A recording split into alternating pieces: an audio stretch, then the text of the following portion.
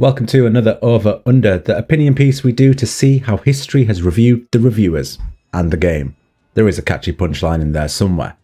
Nier Automata is a 2017 action RPG developed by Platinum Games, creators of Bayonetta, Nier, and any other game involving women who basically wear no clothes.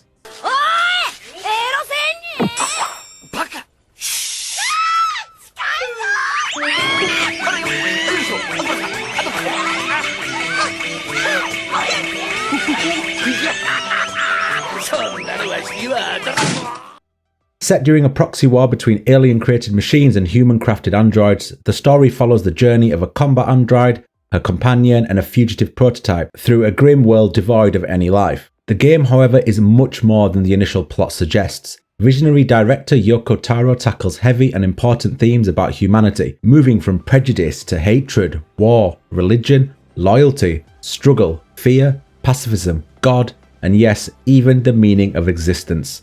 All to the backdrop of a spellbinding soundtrack.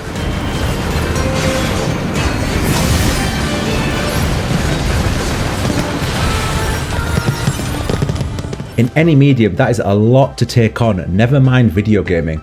Exploring one of those concepts fully is difficult, trying to hit them all an almost impossible task. However, clearly many people felt Platinum Games did just that, rating it at an average of 88% on Metacritic and an 89% user score, while also establishing itself as a cult classic and a masterpiece in many people's eyes. Full disclosure, I have never played a Nier game previously, and this review contains a ton of spoilers regarding the endings. You can't really analyse the impact of Nier Automata without talking about the endings, as they all hold so much meaning. So let's begin this class in philosophy, gaming and review scores and ask if Yoko Taro's Nier Automata is over or underrated.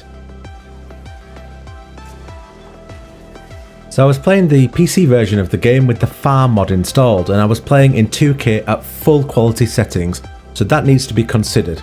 But I have to admit I was surprised at how well the game has aged in a lot of scenarios. In any situation other than the very barren open world, the game looks really good. The lighting is crisp and the effects are bold. They pop off the screen and every set piece here is memorable due to the way they are presented, often light and dark contrasting to create a hell of an atmosphere.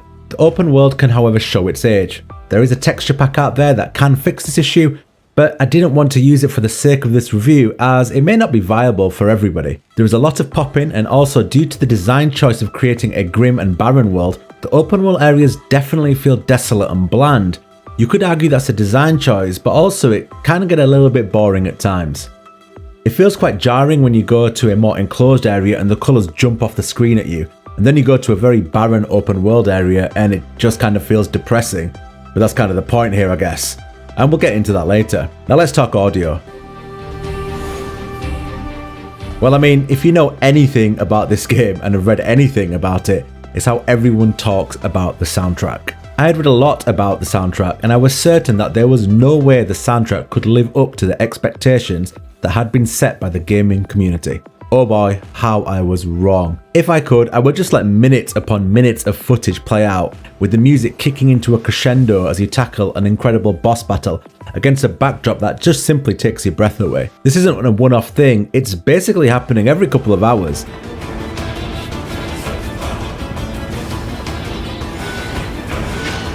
The soundtrack just takes you along for the ride with such ease. It's euphoric, it's moving, it's soulful, exciting, melancholic. It's just everything a soundtrack should be. A true watershed moment for music in a video game.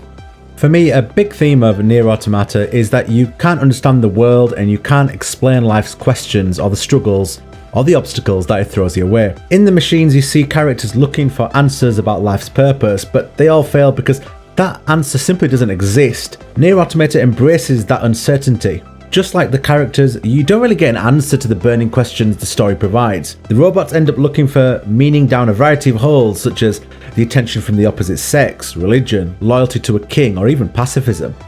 It's thought-provoking, but rather like the game's plot itself, it never really fully fleshes itself out, with a lot of supplementary material adding small layers to a variety of themes the game offers to the player. Now, that approach can work in games that don't offer much screen time to the story, in my opinion a game like Dark Souls for example.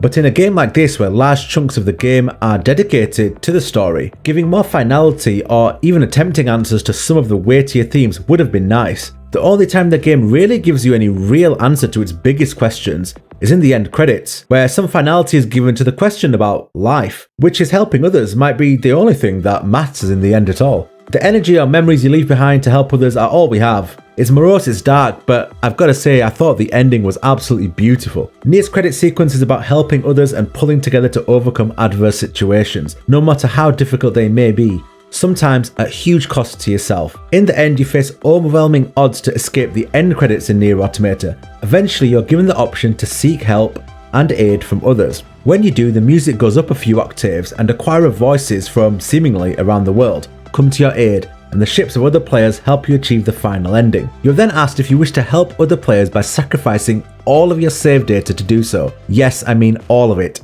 Everything goes, all 40 hours, just to offer people the same help that you were offered. It's an absolutely beautiful ending and I've never seen anything like it before. It's a fascinating idea by Yoko Taro and the team and really should make everybody think about what it means to be alive in a world that we share with others. There are many moments that made me crack a smile. I love the way it ended up talking about how we are all equal despite our differences. I love the way it slowly makes you understand that the machines that you are killing are just like you, in the way that they have a will and something that they believe in. It just happens that it's not the same thing that you believe in, and you are destroying them just as they are destroying you. So what about the actual story? Well, honestly for me, the main plotline just missed the mark. I respect the themes tackled here, but the main storyline just leaves too many unanswered questions and quite frankly can just get a bit confusing. You could argue that that's the point of the game. I mean, it literally says it in the final ending, and that's great and all, but does it make for a satisfying video game? Having a story that doesn't provide any answers or even tries to. In the end, I found the story a touch too open for my own liking, a touch too up in the air. Well, I could put the trash into a landfill where it's going to stay for millions of years, or I could burn it up, get a nice smoky smell in here, and let that smoke go into the sky where it turns into stars. That doesn't sound right, but I don't know enough about stars to dispute it. There is a lot of moving parts here and a lot to uncover under the surface, but having a lot of deep themes that are expanded on in supplementary material and having a story that doesn't quite provide solid answers is quite a mix, and it definitely felt that way by the end. You end up straight up confused at times really, having to read around the story. I panicked about the fire, or am I being brave for everyone else? The fire. It's a fire sale. I can't knock what was attempted here. You have to respect the way a video game has tried to tackle the very things that make us human. There are many poignant moments here, and these moments far outshine the main plotline running through the game. Huge parts of Nier Automata genuinely thrilled and surprised me. The set pieces and boss fights are truly memorable. In fact, when going back to the recorded content to make this review, it's crazy just how many adrenaline-fueled moments there were. I have to talk about the huge variety and incredible bosses and set pieces the game has to offer. Switching from 3D ARPG to 2D side-scroller to old-school top-down shooter gave me the feeling of playing old-school games on my PlayStation 1 a lot of the time, and I mean that in a really good way. Tied in with the music and lighting effects, the game serves up a visceral selection of encounters that constantly have you saying, what a game. But you have to regularly turn a blind eye to some of the repetitive nature of the game. Often I find myself being able to sum up the actual game experience of Nier as a lot of style over a little bit of lacking substance.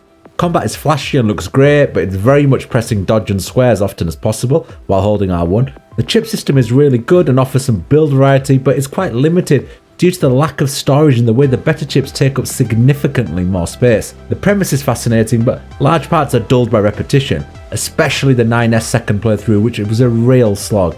In fact, the whole 9S part of the game just wasn't as fun compared to A2 or 2B. The hacking minigames are fun initially with 9S, but just become a bit cumbersome towards the back end. The game has 3 separate playthroughs with 5 actual endings. 2 of the playthroughs are the same missions just from the other android's perspective with a few odd, unique bits thrown in. And ultimately, I don't think there was enough variety between those first 2 playthroughs. Tapping into underlying themes that float under the surface of Nier Automata makes these trade-offs worthwhile, but I am disappointed just at how deeply it was buried in the game.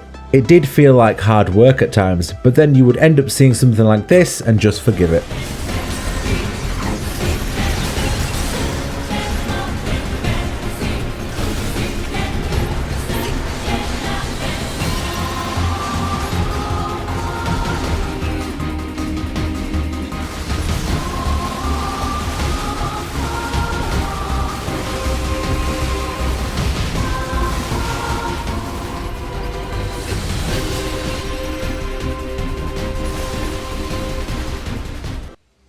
Nier Automata is an odd case where it excels in almost every category a video game can, but then also has deep flaws in those categories. Each individual element is high quality on its own, but there are enough flaws to bring down the overall experience.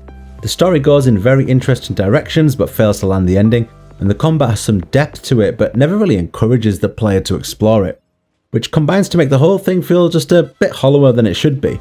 The big encounters are some of the best boss battles I've had in years, but a lot of the other parts of it are just smashing the same dustbin cans over and over again in a barren landscape. Nier Automata is quite a strange little gem and it deserves a chance. It's not perfect, but it's ambitious and confident in a way few games are. It will lose you at many points and then win you over again and again, at which point of those points you end up leaving this bleak world of Nier Automata will be totally down to each player's interpretation of the game. Me? Well, I had a blast and I also became a better philosopher while playing the game. The question isn't what I thought of the game, it's whether or not it is over or underrated versus a weighted score of 88%.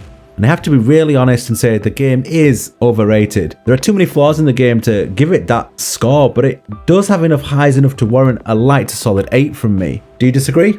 Well, if you follow the game's story at all, then it really doesn't matter. Take care, and thank you very much for watching. Did you like the game? If you did, leave a comment below and tell me how wrong I was. If you can share the video, it helps us out a ton. Take care.